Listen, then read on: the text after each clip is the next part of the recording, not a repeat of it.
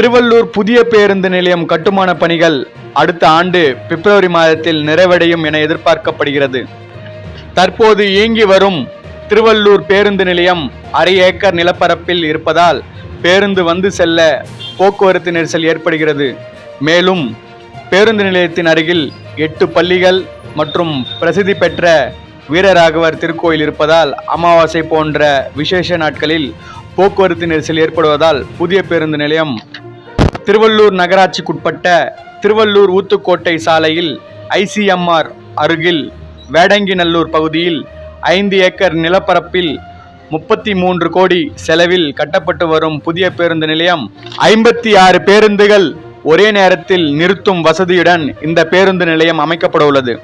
மேலும் இந்த பேருந்து நிலையத்தில் 107 வணிக கடைகளும் 5 கழிப்பறைகளையும் இதில் ஒரு கழிப்பறை திருநங்கைகளுக்கும் ஒதுக்கப்பட்டுள்ளது.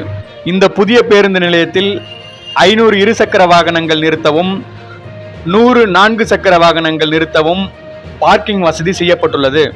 இந்த புதிய பேருந்து நிலையத்தில் குற்ற சம்பவங்கள் தடுக்க காவல்துறை சார்பில் பூத் அமைக்கப்பட உள்ளது என்பது குறிப்பிடத்தக்கது.